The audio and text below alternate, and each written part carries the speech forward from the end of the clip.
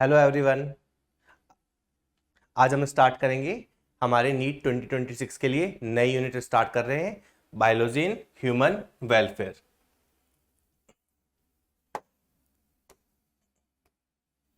हम नई यूनिट की बात करेंगे, बायोलॉजी इन ह्यूमन वेलफेयर। इस यूनिट में हम देखेंगे कि दो चैप्टर्स की हमें बात करनी है,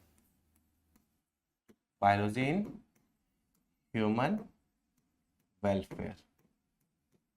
अगर एज ए यूनिट की बात करें या फिर नीट के हिसाब से वेटेज की बात करें तो आप ये देखोगे कि इस बार जो 90 क्वेश्चंस थे उसमें से मैं नीट 2025 के पेपर की बात कर रहा हूं, जिसको आप कंपैरेटिवली थोड़ा सा टफ पेपर या अच्छा पेपर हम बात करते हैं, तो उसमें 90 में से 9 क्वेश्चन इस यूनिट से पूछे गए हैं। ओवरऑल पूरी यूनिट की अगर हम बात करें तो 10% वेटेज है। दो चैप्टर हमें इस यूनिट में देखने हैं। कौन कौन से दो चैप्टर्स देखने हैं? फर्स्ट चैप्टर है हमारे पास ह्यूमन हेल्थ एंड डिजीजेस,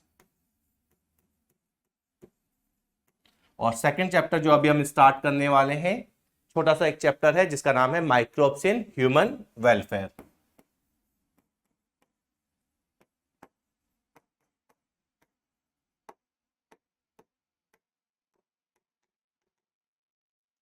अगर नंबर ऑफ क्वेश्चंस की हम बात करें तो जो आपका ह्यूमन हेल्थ एंड डिजीज है वहां से इस साल 5 क्वेश्चंस आपके पूछे गए।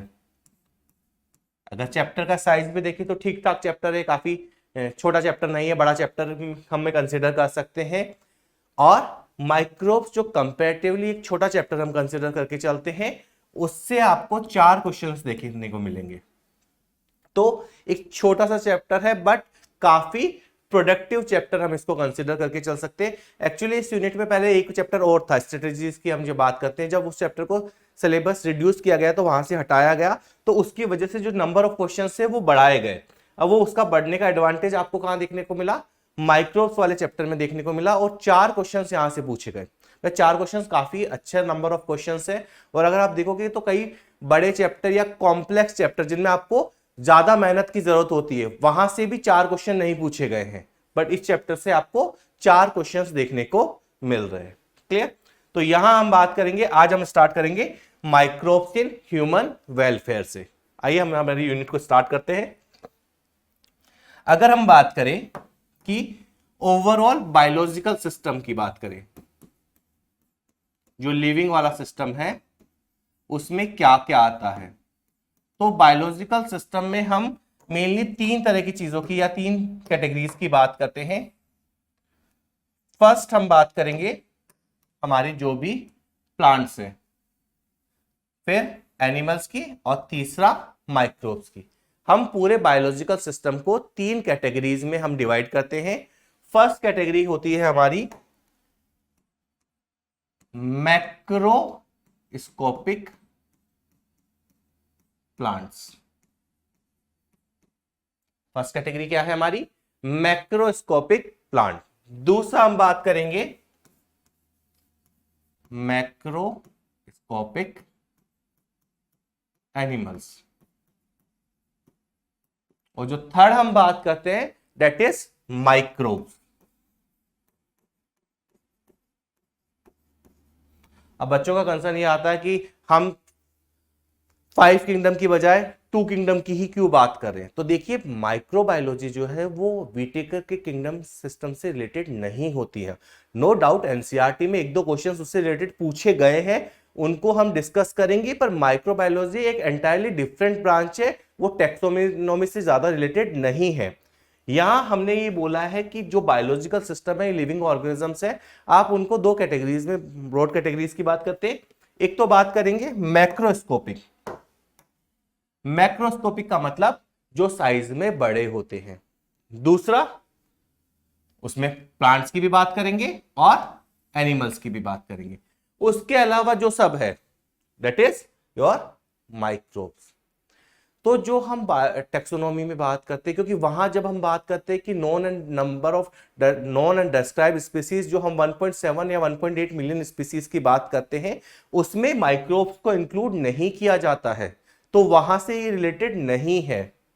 ठीक है, तो हम बात करेंगे बायोलॉजिकल सिस्टम में मैक्रोस्कोपिक प्लांट्स, मैक्रोस्कोपिक एनिमल्स और माइक्रोब्स की। तो माइक्रोब्स को आप डिफाइन कैसे करेंगे? सिंपली माइक्रोब्स को अगर हमें डिफाइन करना हो तो ये हम बोलेंगे कि ये टाइनी ऑर्गेनिजम्स है, बहुत छोटे छोटे ऑर्गेनिजम्स है जिनको आप नेकेड आई से नहीं देख सकते, उनको हम क्या बोलेंगे? माइक्रोब्स बोलेंगे। तो माइक्रोब्स क्या होते हैं? छोटे tiny organisms, can not be seen with naked eyes, उनको हम क्या बोलेंगे? माइक्रोब्स बोलेंगे। या फिर सिंपली हम बोल सकते हैं जिनका साइज माइक्रोमीटर वाली रेंज के अंदर आ रहा है, हम उनको कहां इंक्लूड कर लेंगे? माइक्रोब्स के अंदर इंक्लूड कर लेंगे।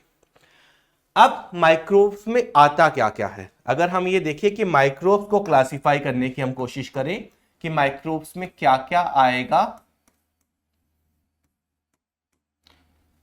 तो माइक्रोब्स को आप दो ग्रुप्स में डिवाइड कर सकते हो। अब यहां हम व्हिटेकर के क्लासिफिकेशन की बात नहीं कर रहे, क्योंकि बहुत सारे ऐसे ऑर्गेनिजम्स या इनफैक्ट जिनको हम लिविंग भी कंसीडर नहीं करते, उनको भी माइक्रोबायोलॉजी अपने आप में इंक्लूड करती है। तो ऑर्गेनिज्म बोल सकते हो या फिर आप माइक्रोस्कोपिक एजेंट टर्म यूज कर सकते हो।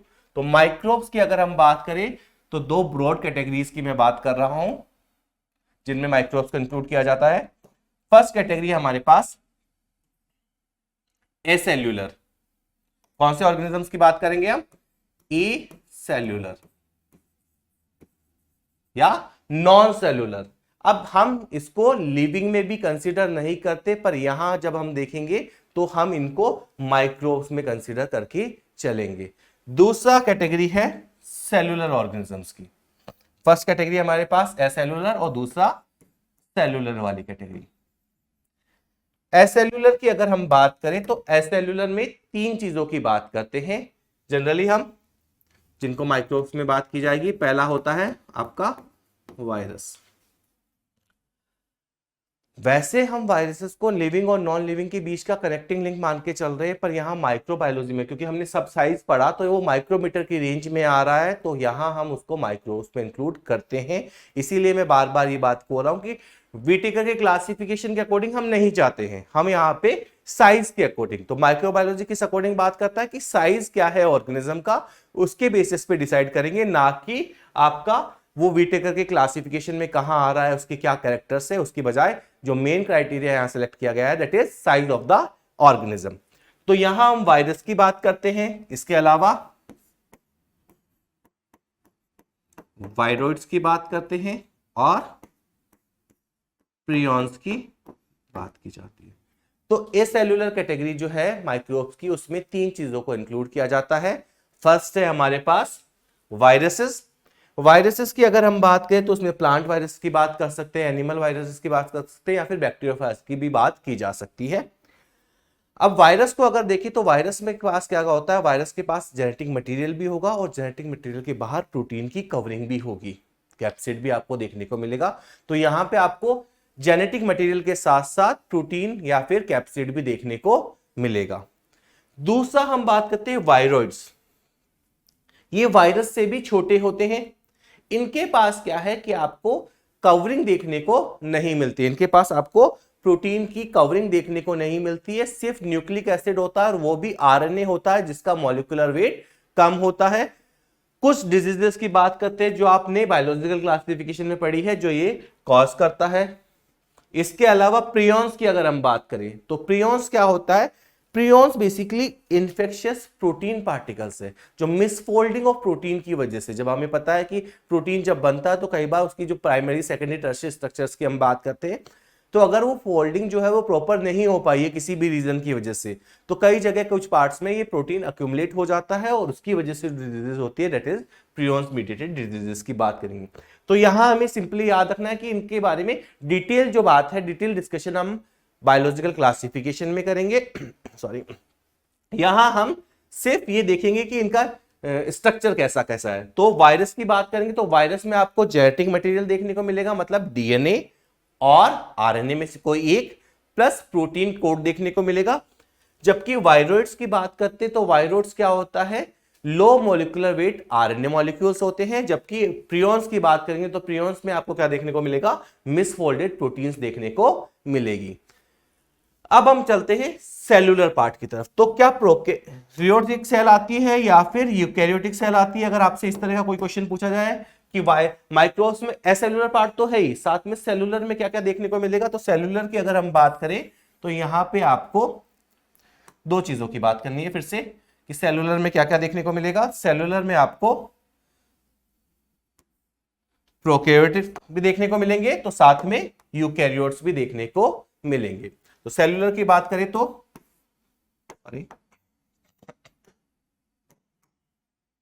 आपको यहां पे प्रोकैरियोट्स भी देखने को मिल सकते हैं, तो साथ में क्या देखने को मिल सकता है, यूकैरियोट्स भी यहां पे आपको देखने को मिल सकते हैं।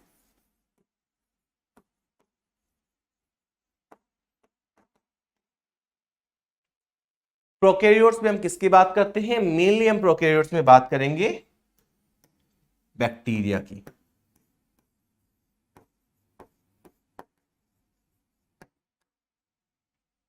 प्रोकैरियोट्स में हम किसकी बात करेंगे? यहां पे प्रोकैरियोट्स में हम बात करेंगे बैक्टीरिया की। यहां पे हम बैक्टीरिया की बात करेंगे। और अगर हम देखिए कि माइक्रोब्स की अगर बात की जाए तो माइक्रोब्स में सबसे ज्यादा जो ऑर्गेनिज्म इंक्लूड किए जाते हैं वो इसी कैटेगरी से किए जाते हैं, या फिर हम ये बोल सकते हैं कि मेजॉरिटी ऑफ माइक्रोब्स जो है वो क्या है, बैक्टीरिया है। तो यहां हम मेंशन कर सकते हैं ये मेजॉरिटी ऑफ पार्ट है आपका किसका, माइक्रोब्स का। इसके अलावा बात करें यूकैरियोटिक सेल्स भी क्या माइक्रोब्स में आती है? हाँ, इंक्लूड की जाएगी। कब? जब उनका साइज माइक्रोमीटर की रेंज में होगा, मतलब छोटा होगा, आप नेकेड आई से उनको देख नहीं पाएंगे। तो यूकैरियोट्स में कौन कौन से ग्रुप की बात करेंगे? यूकैरियोट्स में जनरली हम दो ग्रुप की बात करते हैं, प्रोटिस्टा की, मतलब मैं लिख सकता हूं कि प्रोटिस्ट होंगे, और फंजाई। सारे मेंबर्स की बात नहीं कर रहा मैं, जो मेंबर छोटे हैं इस रेंज में आएंगे, साइज रेंज में, उनको हम इंक्लूड करेंगे, जो नहीं आएंगे उनको इंक्लूड नहीं करेंगे। अब क्वेश्चन किंगडम प्लांटी और एनिमिलिया, तो यहां पे अगर कोई मेंशन कर ले, और पुराने टैक्सोनॉमिस्ट का इशू ये रहता था कि कुछ जैसे प्रोटिस्टा के साथ आपने पढ़ा होगा कि कुछ मेंबर्स को वो अभी भी किंगडम एनिमिलिया में कंसीडर करना चाहते हैं, ऐसे ही कुछ एल्गी के लिए भी।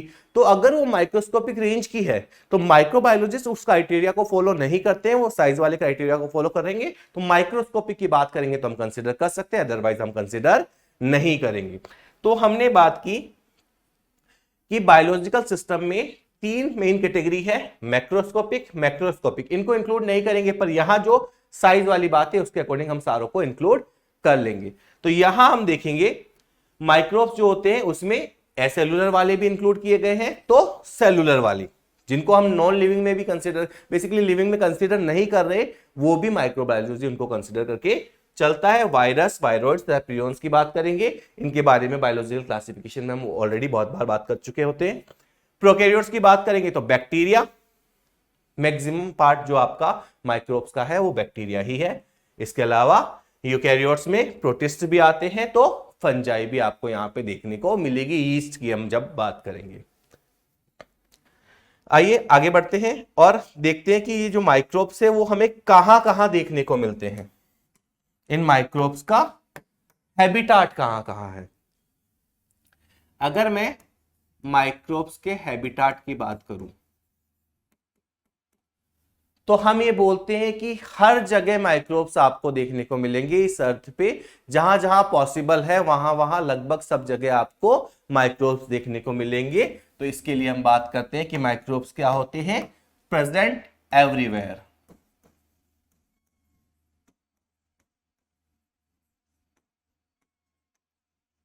अगर कोई ऑर्गेनिज्म सब जगह है तो उसके लिए हम टर्म क्या यूज करेंगे, कॉस्मोपॉलिटन।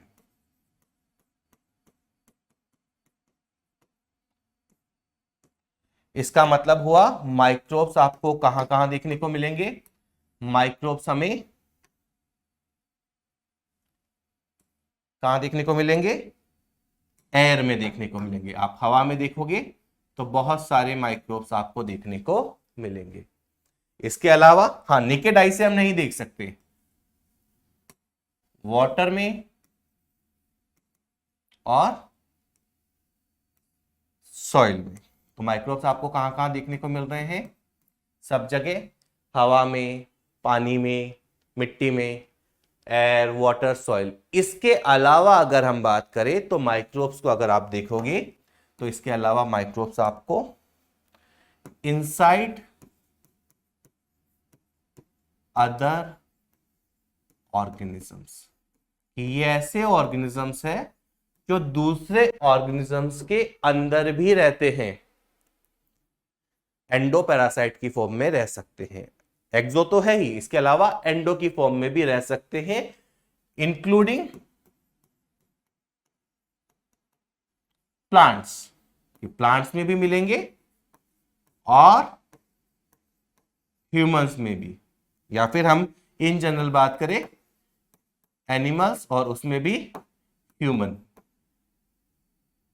ऑल्सो। ह्यूमन को भी हम क्या करेंगे? इंक्लूड करके चलेंगे।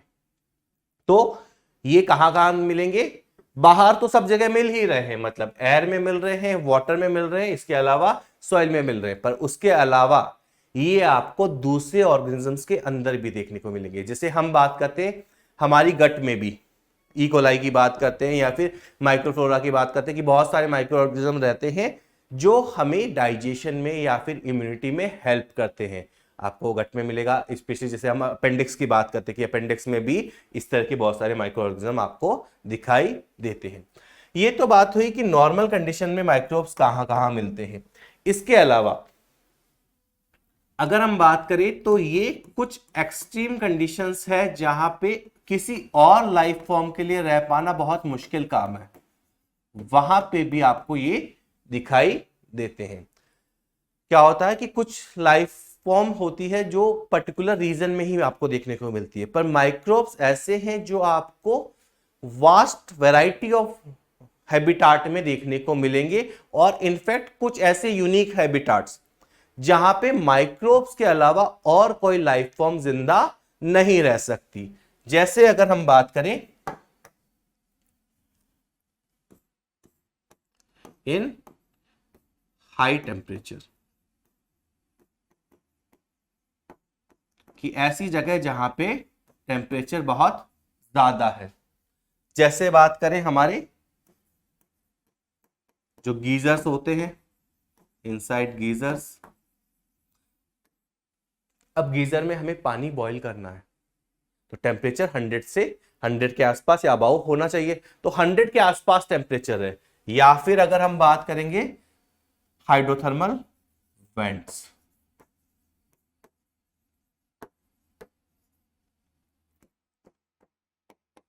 जहां पे टेम्परेचर 100 डिग्री सेंटीग्रेड से ज्यादा है, वहां पे भी ये माइक्रो ऑर्गेनिज्म सरवाइव कर सकते हैं। तो हमने क्या बात की कि नॉर्मल हैबिटाट में तो मिलेगा ही, सब जगह मिल रहा है, पर ऐसी कंडीशंस जहां पे और किसी लाइफ फॉर्म का रह पाना पॉसिबल नहीं है, वहां पे भी आपको ये माइक्रोब्स देखने को मिलेंगे। इसके अलावा अगर हम बात करें सॉइल में, मैनी लेयर अंडर सॉइल, जहां पे बेसिकली एनारोबिक कंडीशंस कई बार आपको देखने को मिलती है सॉइल में बहुत अंदर की तरफ भी, वहां पे भी आपको माइक्रोब्स देखने को मिलेंगे। और अगर यूनिक हैबिटाट्स की बात करें तो आप देखोगे अंडर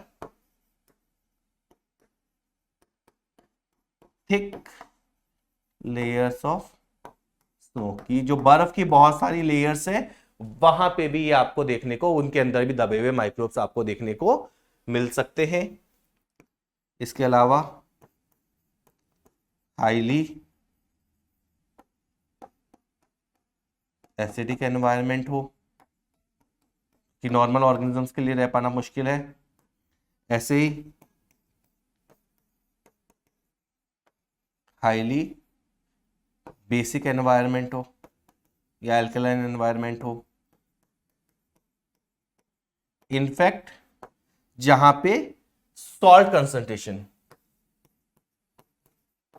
ज्यादा हो, हाई सॉल्ट कंसंट्रेशन अगर आपको देखने को मिले, तो ये माइक्रो ऑर्गेनिजम्स आपको वहां पे भी देखने को मिल सकते हैं।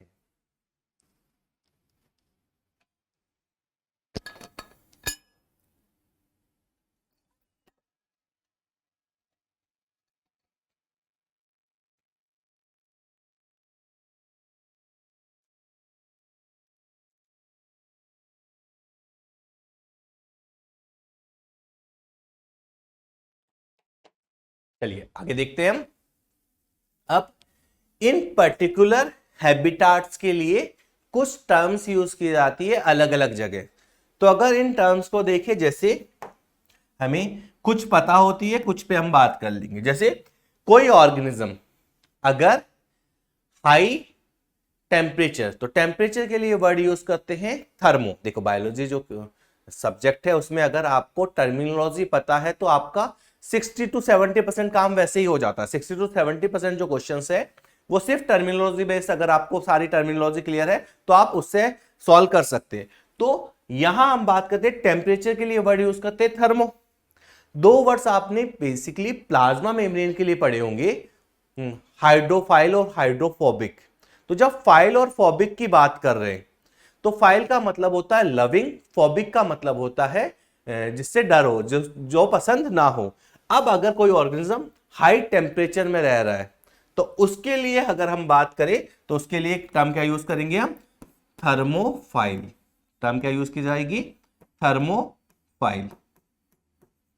थर्मोफाइल का मतलब होता है ऐसे ऑर्गेनिज्म जो हायर टेम्परेचर में सरवाइव कर सकते हैं।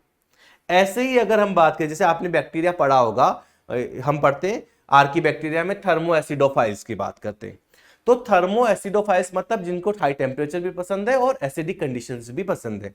तो अगर किसी ऑर्गेनिज्म को सपोज कीजिए हायर टेम्परेचर में सर्वाइव करना है तो उसके पास कुछ आर्की बैक्टीरिया की हम बात करें तो आर्की बैक्टीरिया अगर ये है तो इनके पास कुछ एडेप्टेशन होंगे। मेन एडेप्टेशन क्या है? इनकी सेल वॉल अलग होगी, प्लाज्मा मेम्ब्रेन में भी जो लिपिड्स है वो थोड़े से अलग होंगे। इसके अलावा इनके पास जो प्रोटीन्स मिलेगी उसमें भी थोड़ा सा चेंजेस देखने को मिलेगा और न्यूक्लिक एसिड में भी जीसी कंटेंट वगैरह ज्यादा देखने को मिलेगा। ये सब हम बात करेंगे जब आर्की बैक्टीरिया को हम डिटेल में डिस्कस करेंगे। इसके अलावा जैसे हम बात करें हाईली एसिडिक एनवायरनमेंट, तो इन बैक्टीरिया के लिए हम बात करे थे थर्मो एसिडोफाइल्स। तो इन बैक्टीरिया को अगर हम बोलेंगे तो इनके लिए टर्म क्या यूज करेंगे हम? एसिडोफाइल्स। इसके लिए टर्म क्या यूज की जाएगी? एसिडोफाइल्स। ऐसे ही हाईली बेसिक एनवायरनमेंट की अगर हम बात करें तो एल्कलीफाइल्स। ये बैक्टीरिया क्या कहलाते हैं? एल्कलीफाइल्स बैक्टीरिया। ऐसे ही जो सॉल्ट कंसंट्रेशन की बात करेंगे उन बैक्टीरिया के लिए टर्मिनोलॉजी हम यूज करेंगे हेलोफाइल्स। ठीक है, तो अलग अलग कंडीशंस आपको देखने को मिलेगी। अगर ऐसी कंडीशंस में जैसे हमने बात की थर्मोफाइल्स होंगे तो उसके पास सेल वॉल अलग होनी चाहिए ताकि वो इस हार्श कंडीशन में सर्वाइव कर सके। वैसे ही एसिडिक बैक्टीरिया की बात करते हैं तो आपने पढ़ा होगा जब हम प्रोकैरियोटिक सेल के स्ट्रक्चर पढ़ते हैं और जब पैरेलल में सेल पढ़ रहे हैं तो वहां पढ़ोगे जो आप कैप्सूल की बात करते हो। बेसिकली जो सेल एनवेलप होता है उसमें 3 लेयर्स की बात करते हैं। तो जो बाहर वाला आपके पास लेयर है वो गाइकोकैलेक्स, वो इधर कैप्सूल की फॉर्म में हो सकता है या फिर आपको स्लाइम लेयर की फॉर्म में देखने को मिल सकता है। और जनरली हम पढ़ते हैं कि कैप्सूल जो होता है वो पैथोजेनिक बैक्टीरिया में ज्यादा देखने को मिलता है। अब होता क्या है कि अगर कोई बैक्टीरिया है, कोई माइक्रोब्स है, उसको हमारे बॉडी में इन्फेक्ट करना है, जैसे साल्मोनेला टाइफी की बात कर ले या फिर कोई और बैक्टीरिया की बात कर ले जो हमारे इंटेस्टाइन को अफेक्ट करेगा। तो अगर इंटेस्टाइन को उसको अफेक्ट करना और वो ओरल रूट के थ्रू या फिर जीआईटी के थ्रू एंटर कर रहा है तो उसको स्टोमक की एसिडिक पीएच को क्रॉस करके ही आपका इंटेस्टाइन तक पहुंचना है। अगर वो एसिडिक पीएच में गया और उसके पास कवरिंग जो हुई वो आपकी स्लाइम मोल्ड्स हुई तो वो तो वहां पे उसको डिसइंटीग्रेट कर देगा, उसमें अंदर के जो कंटेंट है उसको डिग्रेड कर देगा। तो उससे बचने के लिए वहां पे आपको क्या देखने को मिलेगा? कैप्सूल जैसी हार्ड स्ट्रक्चर देखने को मिलेगा। इसीलिए हम बात करते हैं कि जो पैथोजेनिक बैक्टीरिया होते हैं उनमें आपको जनरली क्या देखने को मिलता है? कैप्सूल देखने को मिलता है। इसके अलावा अगर हम देखिए बेसिक एनवायरनमेंट वाले हम डिस्कस करेंगे, हाई सॉल्ट कंसंट्रेशन। एक चीज और कि नाउअडेज थोड़ा सा इस पे भी बात की जाती है कि under thick layer of snow, ऐसी सॉइल के लिए हम पहले इकोलॉजी में जो टॉपिक था जब इकोसिस्टम्स वगैरह की बात करते तो परमाफ्रॉस्ट सॉइल की बात करते थे। परमाफ्रोस्ट सॉइल का मतलब होता है ऐसी सॉइल जो परमानेंटली फ्रोजन हो, जहां पे लगातार वो आइस बनी रहे। अब दिक्कत क्या हो रही है, अच्छा इनके लिए वर्ड जो बात करें तो वर्ड क्या होगा, एक आपने टेक्निक पढ़ी होगी क्रायो प्रिजर्वेशन, तो ऐसे ही इनके लिए वर्ड क्या यूज कर सकते हैं, क्रायोफाइल्स, जिनको, क्योंकि क्रायो प्रिजर्वेशन में भी हम क्या बात करते हैं, -196 डिग्री सेंटीग्रेड पे बात करते हैं किसी चीज को स्टोर करने के लिए, तो वैसे ही यहां पे इनको जब आइस पसंद है, बेसिकली लो टेम्परेचर पसंद है, तो इनके लिए टर्म क्या यूज करेंगे, हम क्रायोफाइल्स यूज करेंगे। तो होता क्या है कि अब धीरे धीरे जो ग्लोबल वार्मिंग की हम बात करते हैं उसकी वजह से जो आइस मेल्ट हो रही है और ह्यूमन का एक्सपोजर जब वहां हो रहा है, तो ह्यूमन जब वहां से आते हैं तो साथ में, या फिर टूरिस्ट वगैरह जा रहे हैं या फिर साइंटिफिक स्टडीज के लिए लोग जा रहे हैं, तो वो अननोइंगली उन बैक्टीरिया उन वायरसेस को मेन इकोसिस्टम में इंट्रोड्यूस कर रहे हैं। तो ये माइक्रोब्स, ये वाले जो माइक्रोब्स है, क्योंकि ये हमने देखा हुआ है कि जब आइस में इतने सालों तक दबे रहेंगे तो वो इनएक्टिव फॉर्म में, पर जो ही वो वापस से बाहर आ रहे हैं तो कई बार वो हमारे लिए पैथोजेनिक हो सकते हैं, क्योंकि वो इतने सालों से इनएक्टिव स्टेट में हम अलग तरीके से इवॉल्व हुए, तो कई बार वो इन्फेक्शन हमें कॉज कर सकते हैं। तो ये हमें बात की है हमने माइक्रोब्स के हैबिटाट की, कि माइक्रोब्स कहां कहां मिलते हैं। अगर हैबिटाट की बात करें तो माइक्रोब्स में क्या देखेंगे कि माइक्रोब्स कॉस्मोपॉलिटन होते हैं। कॉस्मोपॉलिटन का मतलब होता है माइक्रोब्स आपको सब जगह देखने को मिलेंगे, एयर में, वाटर में, सॉइल में, inside other organisms. Extreme conditions में भी आपको माइक्रोब्स देखने को मिलेंगे, हाई टेम्परेचर में थर्मोफाइल्स बोलेंगे, क्रायोफाइल्स, एसिडोफाइल्स, एल्कलीफाइल्स या हेलोफाइल्स की हम बात करते हैं। अब माइक्रोब्स के लिए अगर हम देखें तो माइक्रोब्स के साथ एक दिक्कत क्या है कि माइक्रोब्स को हम नेकेड आई से तो नहीं देख सकते, तो फिर हमें माइक्रोब्स को स्टडी कैसे करें। जब नेकेड आई से कोई चीज हमें दिखा ही नहीं दे रही, पता ही नहीं है कि यहां एग्जिस्ट कर रहा है, तो अब उसको स्टडी कैसे किया जाएगा। तो उसके लिए हम क्या करते हैं, कल्चर मीडिया या न्यूट्रिटिव मीडिया बनाते हैं। ठीक है, न्यूट्रिटिव मीडिया और कल्चर मीडिया का मतलब ये होता है बच्चा कि माइक्रोब्स को अगर हमें ग्रो करवाना, स्टडी करनी है, स्टडी करने के लिए हमें सैंपल चाहिए। अब सैंपल चाहिए तो उसका लार्ज नंबर चाहिए, तो लार्ज नंबर में ग्रो करवाने के लिए हम क्या करते हैं, पैट्री डिशेज में या बीकर्स में हम क्या करते हैं, वहां पे उनके लिए न्यूट्रिटिव मीडिया रखते हैं। न्यूट्रिटिव मीडिया का मतलब माइक्रोब्स का कौन सा कार्बन सोर्स चाहिए, कौन सा नाइट्रोजन का सोर्स चाहिए, उनके फूड के लिए कौन सी चीज उनको रिक्वायरमेंट होती है, उसको यहाँ पे हम रखते हैं उस मीडियम में जहां पे माइक्रोब्स ग्रो कर सके। ग्रो कब करेगा, जब उसके लिए सारे न्यूट्रिएंट, सारे उसकी जो रिक्वायरमेंट है वो पूरी हो रही है, फिर उसको सुटेबल टेम्परेचर पे रखते हैं ताकि माइक्रोब्स यहाँ पे ग्रो करते हैं। माइक्रोब्स क्या करेंगे, यहाँ पे ग्रो करेंगे। जब माइक्रोब्स यहां ग्रो करेंगे तो आप माइक्रोस्कोप से इनको स्टडी कर सकते हो। जब माइक्रोस्कोप से इसको स्टडी करोगे तो जो आपको दिखाई देती है वो इंडिविजुअल बैक्टीरिया या इंडिविजुअल फंजाई नहीं है, वो क्या दिखाई देगा आपको, कॉलोनी दिखाई देगा। वो पूरी की पूरी कॉलोनी दिखाई देती है, ना कि इंडिविजुअल माइक्रो ऑर्गेनिज्म। इस कॉलोनी को हम यूज करते हैं फॉर स्टडी, स्टडी। तो हम किसको स्टडी करते हैं, माइक्रोब्स की पूरी कॉलोनी को, क्योंकि हमें लार्ज नंबर में सैंपल चाहिए होता है। यही रीजन है कि हम माइक्रोब्स को जब हम बात करते हैं आपका बायोडाइवर्सिटी में कि नंबर ऑफ स्पीसीज, तो वहां पे माइक्रोब्स को इंक्लूड नहीं किया जा सकता, क्योंकि हमें बहुत सारे, या फिर मैं बोलूं कि 90% या मेजॉरिटी ऑफ माइक्रोब्स के लिए हमें अभी भी कल्चर मीडिया या न्यूट्रिटिव मीडिया बनाने में सक्सेस नहीं मिली है। जब हमें यही नहीं पता कि वो कैसे ग्रो करेंगे तो हम उनको स्टडी नहीं कर सकते, और अगर आप उसको स्टडी नहीं कर सकते तो उनका क्लासिफिकेशन या उसको टेक्सोनॉमी में पोजीशन नहीं दी जा सकती। इसीलिए जो हम बात करते हैं कि नंबर ऑफ स्पीसीज में, वहां माइक्रो ऑर्गेनिज्म की बात नहीं की जाती है। ये हमें थोड़ा सा ध्यान रखना है। ठीक है, तो यहां हमने बात की माइक्रोब्स को स्टडी कैसे करेंगे। माइक्रोब्स में हमने क्या क्या देखा, एक बार हम देखें तो बायोलॉजिकल सिस्टम की बात की है, इसमें हम माइक्रोब्स की बात करें, मैक्रोस्कोपिक प्लांट और एनिमल्स को छोड़ के जो भी बचा उसको हम माइक्रोब्स में इंक्लूड करेंगे, मतलब जो छोटा है साइज में, जिसको नेकेड आई से नहीं देखा जा सकता।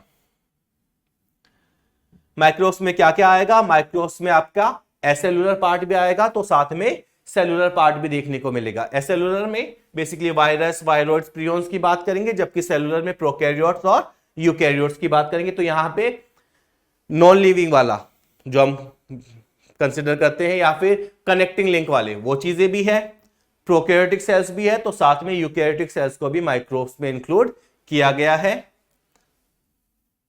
फिर हमने देखा कि माइक्रोब्स कहां कहां रहते हैं, तो माइक्रोब्स का हैबिटाट सब जगह है। माइक्रोब्स कुछ ऐसी कंडीशंस में भी रह सकते हैं जहां किसी और ऑर्गेनिज्म के लिए रह पाना पॉसिबल नहीं है। फिर हमने बात की थी कि माइक्रोब्स को स्टडी अगर हमें करना है तो हम क्या करते हैं, न्यूट्रिटिव मीडिया या कल्चर मीडिया को यूज करते हैं। इसी के बेसिस पे हम माइक्रोब्स को स्टडी करते हैं। तो हमने ये फाइंड आउट किया कि माइक्रोब्स जो होते हैं उनको आप ब्रॉडली, बहुत ब्रॉड कैटेगरीज में अगर हम देख रहे हैं यूज के हिसाब से, तो दो ग्रुप्स में आप डिवाइड कर सकते हो। एक ऐसे माइक्रोब्स जो हमारे लिए हार्मफुल है, एक कैटेगरी वो हो गई माइक्रोब्स की जो हमारे लिए अच्छे नहीं है, हमारे लिए क्या है, हार्मफुल है। और दूसरी वो कैटेगरी है जो हमारे लिए बेनिफिशियल है।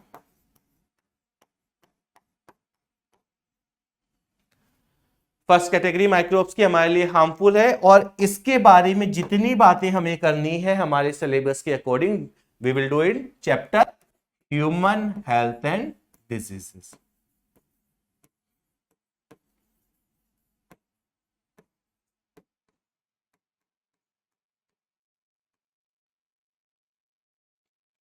दूसरा, बेनिफिशियल माइक्रोब्स को अभी हम पढ़ना स्टार्ट करेंगे। बेनिफिशियल माइक्रोब्स की अगर हम बात करेंगे तो ये चैप्टर हम स्टार्ट कर रहे हैं, that is microbes in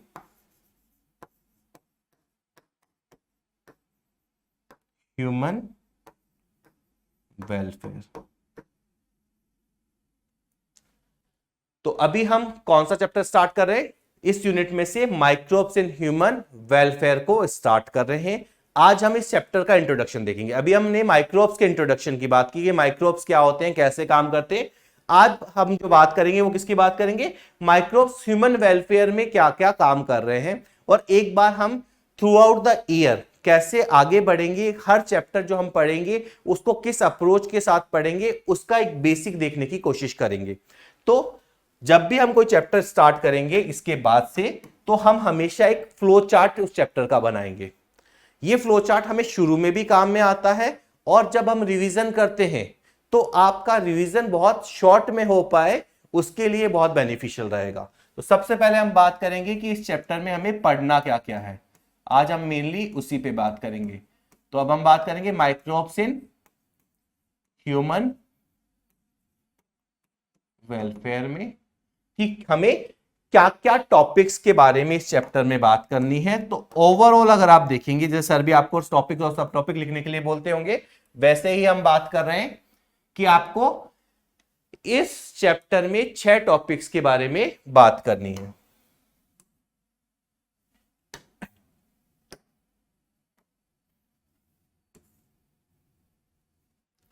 first topic होगा आपका microbes in house hold products. जो सबसे पहला टॉपिक हम देखेंगे वो क्या स्टडी करेंगे, microbes in house hold products.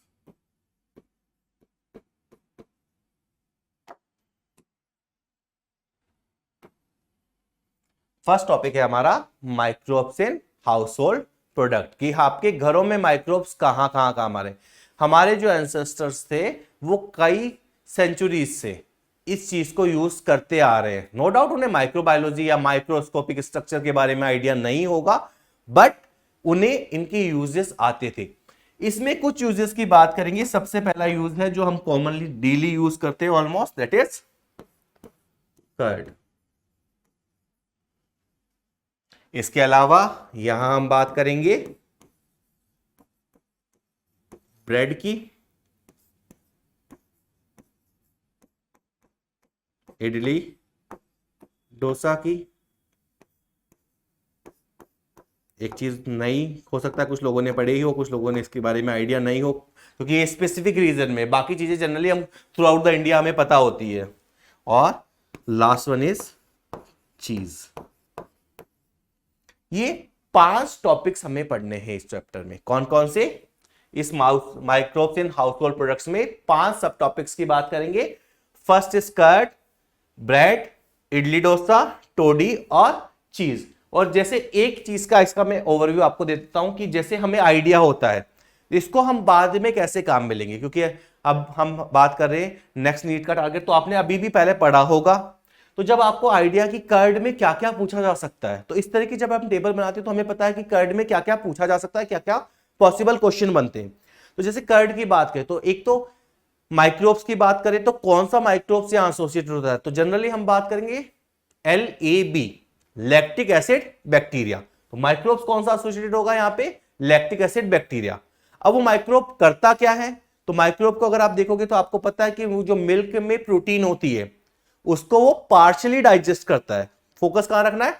Partial digestion of milk protein, जिसकी वजह से कोगुलेशन होता है और कर्ड बन जाता है। फिर हम कर्ड के एडवांटेज की बात करते हैं तो कौन से विटामिन की बात करते हैं? Vitamin B12। तो इस तरीके से जब हम टेबल बना के रखेंगे हर चैप्टर की, मैं आपको अभी बता रहा हूं, आपको जब भी नेक्स्ट चैप्टर स्टार्ट हो उससे पहले ये टेबल बनानी है, ताकि क्या हो, जब हमें पता रहे, जब शुरू में जब हम बना लेंगे तो जब चैप्टर रीड करेंगे और वापस आएंगे तो हमारा रिवीजन बहुत इजी हो जाता है। सिर्फ एक पेज एक चैप्टर हमने याद कर लिया, एक पेज अगर हमें याद है तो पूरा चैप्टर हमें याद रहेगा। तो कर्ड की बात करेंगे, ब्रेड की बात करते हैं। अब ब्रेड में सेम माइक्रोब्स कौन सा होगा? Saccharomyces cerevisiae. उसको हम यहां पे क्या बोलेंगे? Baker's yeast. ऐसे ही इडली डोसा की अगर हम बात करें तो यहां पे माइक्रोब्स याद करने की ज्यादा जरूरत है नहीं, क्योंकि एनसीईआरटी में मेंशन नहीं है। बट इन दोनों में हमें पता है कि पफी अपीयरेंस देखने को मिलती है, थोड़ा सा पोर्स दिखाई देते हैं, पफी अपीयरेंस दिखाई देती है। तो वो जो गैस होती है उस गैस का नाम याद रखना है CO2 की वजह से।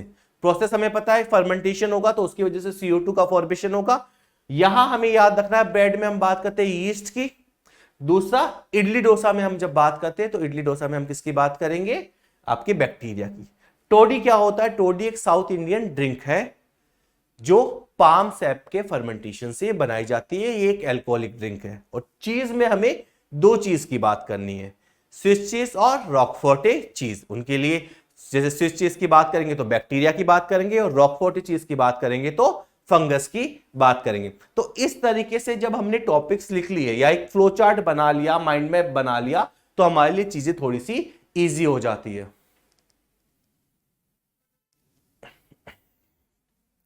नेक्स्ट अगर हम बात करें माइक्रोब्स इन हाउसहोल्ड प्रोडक्ट्स के बाद अगर हम बात करेंगे तो सेकंड टॉपिक होगा हमारे लिए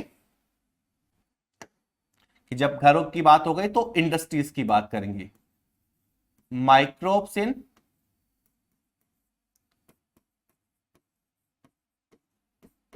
इंडस्ट्रियल प्रोडक्ट्स। सेकंड जो बात करेंगे वो हम किसकी बात करेंगे? Microbes in industrial product. Industrial product में हमें 3 टॉपिक्स के बारे में बात करनी है। पहला टॉपिक होगा आपका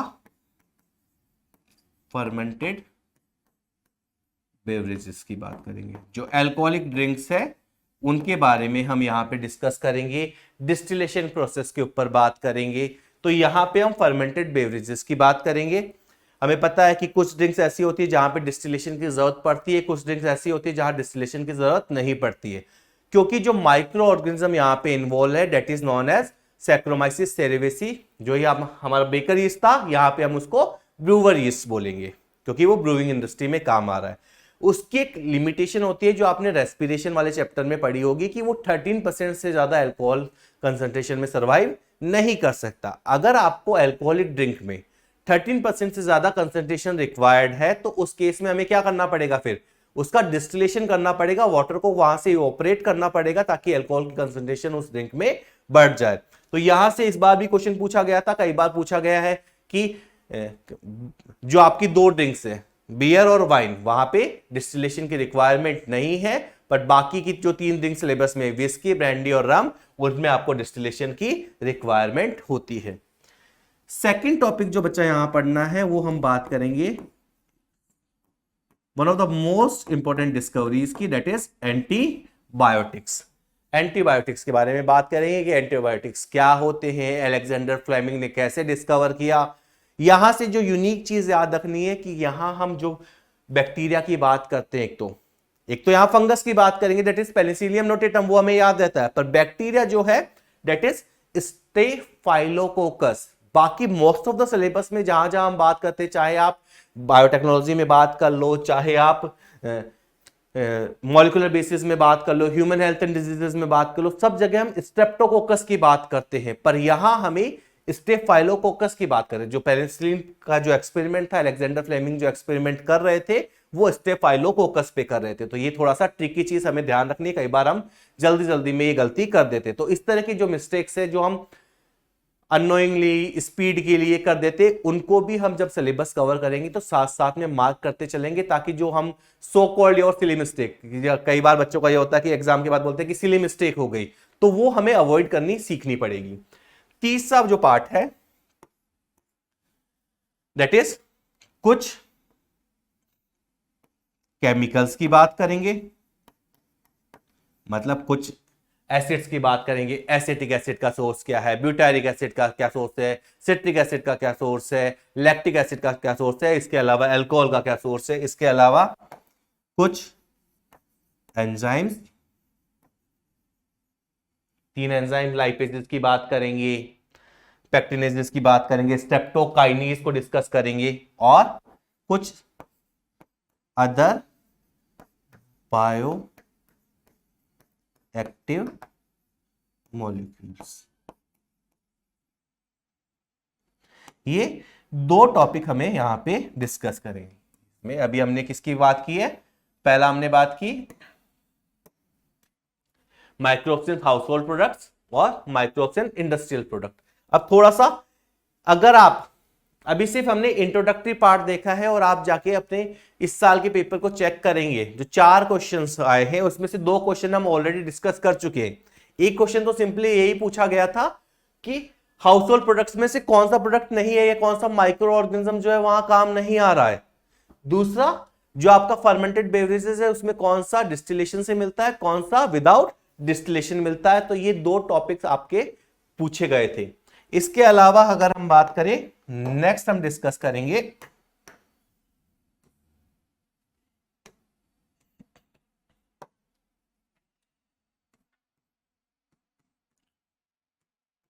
माइक्रोब्स इन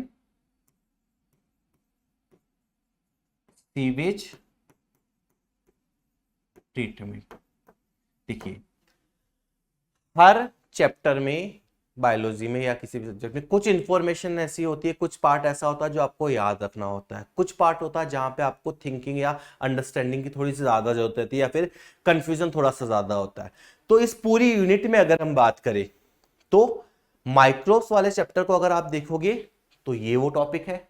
अगर ह्यूमन हेल्थ एंड डिजीजेस की बात करें तो वहां पे इम्यूनिटी। तो ये टॉपिक्स कब काम आते हैं, ये टॉपिक काम आते हैं जब आप रिवीजन कर रहे हैं या फिर टेस्ट पढ़ रहे हैं। तो इन टाइप पे आपको इनकी एनसीईआरटी जरूर रीड करनी है, चाहे वहां से इम्यूनिटी की बात कर ले। अगर दोनों यूनिट, पूरी यूनिट की बात करें, तो ह्यूमन हेल्थ में हमें इम्यूनिटी वाले टॉपिक पे फोकस करना है, जबकि माइक्रोब्स वाले में हमें सीवियस ट्रीटमेंट की NCERT at least I will recommend कि आप 3 से 4 बार पढ़ें। जब हम पढ़ ले तो उसके बाद नोट्स में लाइन टू लाइन उसको मार्क करके समझे, क्योंकि यहां थोड़ा सा कंफ्यूजन रहता है। हाँ, क्वेश्चन पॉइंट ऑफ व्यू से देखिए तो इंडस्ट्रियल प्रोडक्ट वाला जो है वो सबसे ज्यादा वेटेज रखता है, वहां से क्वेश्चन सबसे ज्यादा फ्रीक्वेंटली पूछे जाते हैं। बट जो दिक्कत या कंफ्यूजन क्रिएट करता है वो आपका माइक्रोब्स एंड सीवेज ट्रीटमेंट। यहां हम 2 तरह के ट्रीटमेंट की बात करते हैं। एक हम बात करते हैं प्राइमरी ट्रीटमेंट, जिसको हम कई बार फिजिकल ट्रीटमेंट भी बोलेंगे।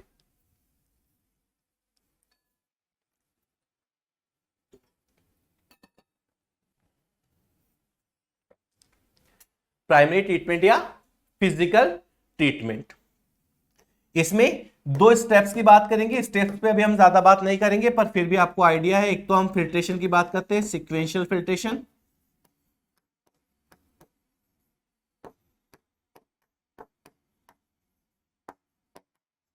और दूसरा हम बात करेंगे सेडिमेंटेशन से। इनके थ्रू जो आपकी ऐसी इंप्योरिटीज जो उस पानी में डिसॉल्व नहीं है उसको हमने हटा दिया है, पर उनको हटाने में ज्यादा मेहनत वैसे भी नहीं लगती। एक्चुअल जो दिक्कत है वो, और यहां पे माइक्रोब्स का कोई रोल नहीं है। सीवेज ट्रीटमेंट के प्राइमरी ट्रीटमेंट में माइक्रोब्स किसी भी तरीके से इन्वॉल्व नहीं है। अगर हम बात करें इसका second part, that is secondary treatment, ये हमें बहुत अच्छे से समझना है, यहां कंफ्यूजन रहता है। सेकेंडरी ट्रीटमेंट बायोलॉजिकल प्रोसेस है, इसमें कुछ टर्मिनोलॉजी पे जिस पे अभी मैं ज्यादा बात नहीं करूंगा, एक आइडिया देने के लिए सिर्फ टॉपिक्स की बात कर रहे हैं हम। तो यहां कुछ टॉपिक्स जैसे बीओडी, अब कई बार तो बच्चे बीओडी की नाम, फुल फॉर्म, डेफिनेशन, कौन से माइक्रोब से ऑक्सीजन यूज हो रही है, इवॉल्व हो रही है, क्या करना है, किसको डायरेक्टली बता रहा है, किसको इनडायरेक्टली बता रहा है, इस तरह के बीओडी से बहुत सारे क्वेश्चंस बन सकते हैं। तो यहां हम किसकी बात करेंगे, बायोकेमिकल ऑक्सीजन डिमांड को डिटेल में बात करेंगे, उसको समझेंगे। इसके अलावा जैसे एक टर्म और होती है, फ्लॉक्स का क्या मतलब होता है वो हमें समझना है। तो ये सिर्फ मैं टॉपिक्स इसलिए देख रहा हूं कि जब आप रिवीजन करने बैठे और ये स्लाइड आपके सामने हो तो आपको पता है कि इसमें क्या क्या पढ़ना है। बीओडी का मतलब आपको बीओडी से सारे रिलेटेड क्वेश्चन डिस्कस करने, फ्लॉक्स का मतलब क्या होता है वो समझना है, फ्लॉक्स किससे बनता है। इसके अलावा आपकी एक्टिवेटेड स्लज क्या होता है वो भी यहां हमें डिस्कस करना है कि एक्टिवेटेड स्लज का क्या मतलब है, एनारोबिक स्लज डाइजेस्टर क्या है, लास्ट टैंक क्या है, एरेशन टैंक कौन सा है, सेटलिंग टैंक कौन सा है, उन सब पे हम यहाँ पे माइक्रोब्स से बात करेंगे। तो ये थोड़ा सा क्रूशियल टॉपिक है अंडरस्टैंडिंग के हिसाब से। नेक्स्ट टॉपिक अगर हम देखें,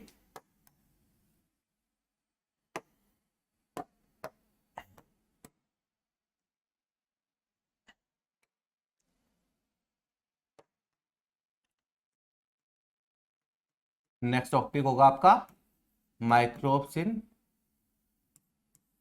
बायोगैस प्रोडक्शन।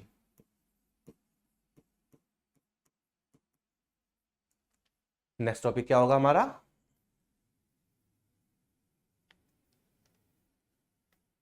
हेलो, हाँ चैतन्य पहचान लिया मैंने, माइक्रोब्स इन बायोगैस प्रोडक्शन की बात करेंगे। कुछ पुराने स्टूडेंट्स भी हमारे यहाँ, तो माइक्रोब्स इन बायोगैस प्रोडक्शन की बात करेंगे। तो बायोगैस प्रोडक्शन को अगर हम देखेंगे तो बायोगैस प्रोडक्शन में क्या क्या पढ़ना है हमें कि बायोगैस होती क्या क्या है, बायोगैस में कौन कौन सी गैसेस आती है। जैसे हम मीथेन की बात करेंगे तो क्या बायोगैस प्योरली मेथेन है, इसके अलावा उसमें और अगर प्योर मेथेन नहीं है तो कौन कौन सी गैसेस और देखने को मिल रही है आपको। जैसे इसमें आपको CH4 देखने को मिलेगा, मेथेन देखने को मिलेगा, बेसिकली CO2 देखने को मिलेगा, H2S और H2 देखने को मिलेगा। तो एक तो बायोगैस देखना है हमें। दूसरा, बायोगैस प्रोडक्शन में माइक्रोब्स की तो बात करेंगे क्योंकि हम चैप्टर ही क्या पढ़ रहे हैं, माइक्रोब्स। तो यहां पे कौन से माइक्रो ऑर्गेनिज्म इन्वॉल्व है उनकी बात करेंगे। तो कौन से माइक्रो ऑर्गेनिज्म की बात करेंगे, यहां पे मैथेनोजेंस की बात करेंगे। मैथोजेंस में हम देखेंगे कि मैथोजेंस कौन से हैं, किस तरह की कंडीशन में रहते हैं, एरोबिक बैक्टीरिया है या एनारोबिक बैक्टीरिया है। तो यहां पे हम माइक्रोब्स की बात करेंगे। इसके अलावा हम बायोगैस जो प्लांट है उसमें कौन कौन से पार्ट होते हैं उसका एक आउटलाइन देखेंगे कि बायोगैस प्लांट कैसे बनाया जा सकता है। इसके अलावा दो चीजें यहां पे और बात करते हैं कि बायोगैस की टेक्नोलॉजी किसने डिस्कवर की थी, या इंडिया में मेनली इस टेक्नोलॉजी को कौन लेके आया था। तो यहां पे हम बात करेंगे आपकी IARI की और KVIC की।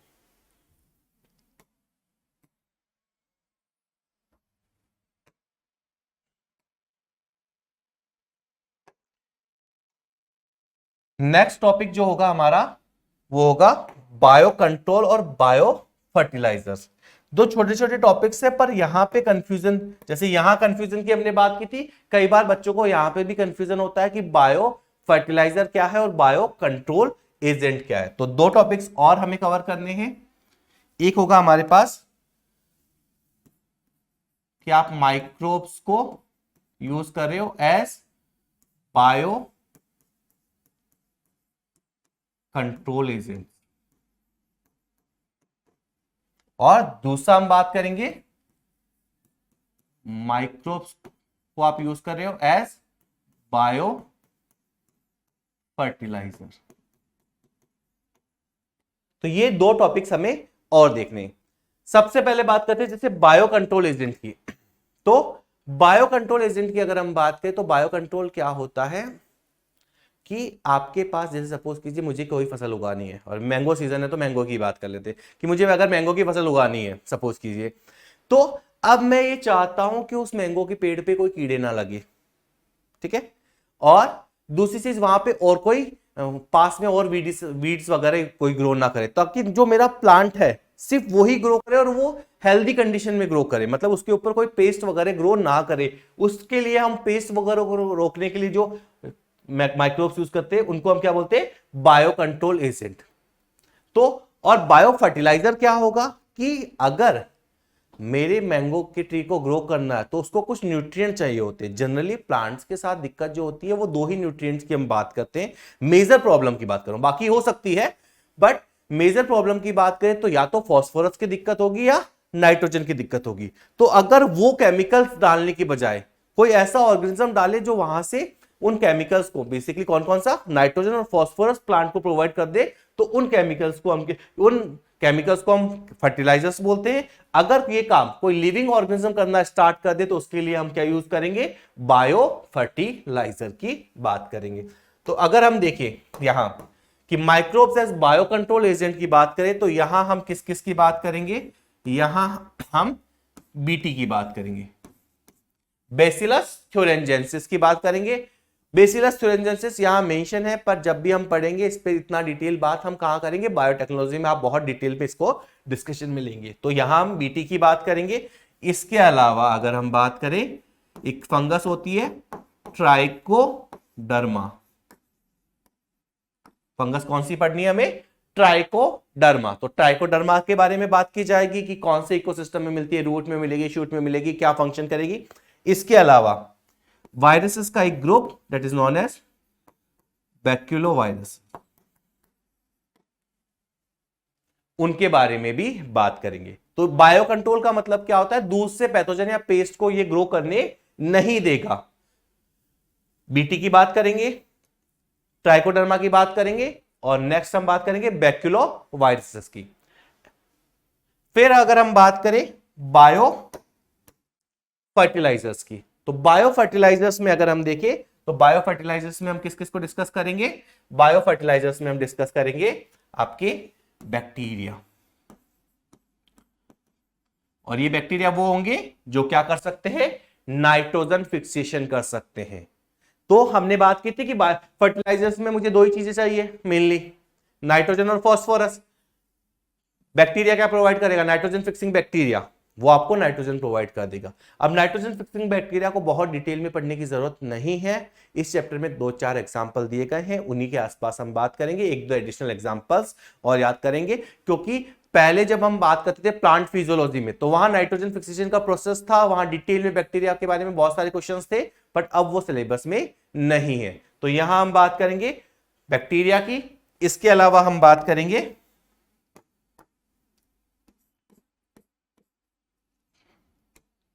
फंजाई की, और फंजाई का प्लांट के साथ एसोसिएशन क्या कहलाता है, माइकोराइजा।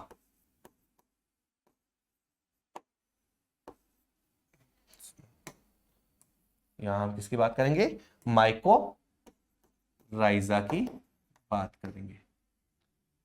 माइकोराइजा बेसिकली किस में हेल्प करेगा, बैक्टीरिया आपको हेल्प करता है नाइट्रोजन में, जबकि फंजाई या माइकोराइजा आपको हेल्प करेगा किसमें, फॉस्फोरस के एब्सॉर्प्शन में। इसके अलावा बाकी हेल्प भी करेगा, सैलिनिटी वगैरह से बचाएगा। और लास्ट में अब एनसीईआरटी ने अलग से कैटेगरी दी है तो हम अलग से बात कर लेंगे। वैसे तो ये बैक्टीरिया ही है, साइनो बैक्टीरिया या फिर also known as blue green algae.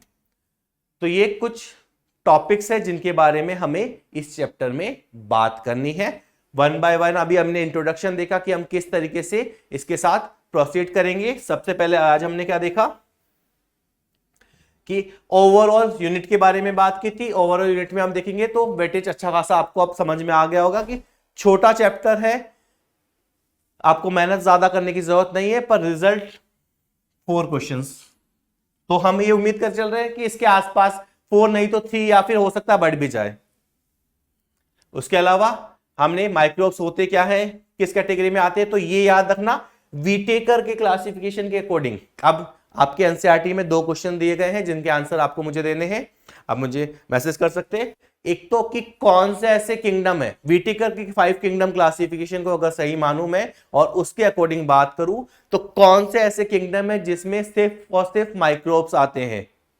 दूसरा क्वेश्चन ये है कि वीटेकर के किंगडम को क्लासिफिकेशन को ही लेके चलूं, 5 किंगडम में मोनेरा, प्रोटिस्टा, फंजाई, प्लांटी और एनिमिलिया, तो कौन से ऐसे किंगडम है या कितने ऐसे किंगडम है जिसमें सिर्फ माइक्रोब्स आते हैं, या फिर कितने ऐसे किंगडम है जिसमें माइक्रोब्स आते हैं। ओनली माइक्रोब्स और माइक्रोब्स वाले आंसर आपको मुझे भेजने हैं। तो एसेलुलर भी होगा, क्योंकि आप समझ में आया, क्योंकि वीटेकर के अकॉर्डिंग एब्सोल्युटली हम नहीं जा सकते, क्योंकि यहां पे वायरस, वायरॉइड्स और प्रियॉन्स को भी इंक्लूड किया गया है। इसके अलावा सेलुलर वाले पार्ट में प्रोकैरियोट सेल भी हो सकती है, तो यूकैरियोटिक सेल भी आपको देखने को मिल सकती है। फिर हमने बात की थी कि माइक्रोब्स कहां मिलते हैं, तो माइक्रोब्स आपको सब जगह देखने को मिलेंगे।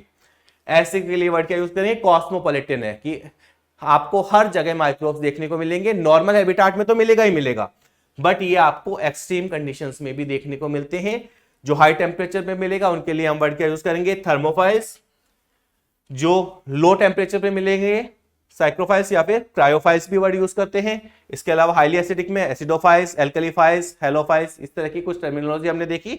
और फिर हमने देखा कि माइक्रोब्स को हम स्टडी करने के लिए आपको कल्चर मीडिया या न्यूट्रिटिव मीडिया पे ग्रो करवाना पड़ेगा। कल्चर मीडिया और न्यूट्रिटिव मीडिया का मतलब ये होता है जहां पे उनके लिए सफिशिएंट फूड हो। अगार अगार जैसे हमने एक बात की होगी कहीं आपने जब प्लांट किंगडम पढ़ा होगा, तो इस तरह के कुछ मीडियम्स बनाते हैं जहां पे माइक्रोब्स को ग्रो कराया जा सके, जहां पे उनके लिए कार्बन, नाइट्रोजन या फिर जो भी उनको केमिकल चाहिए उनके लिए सफिशिएंट सोर्स अवेलेबल हो।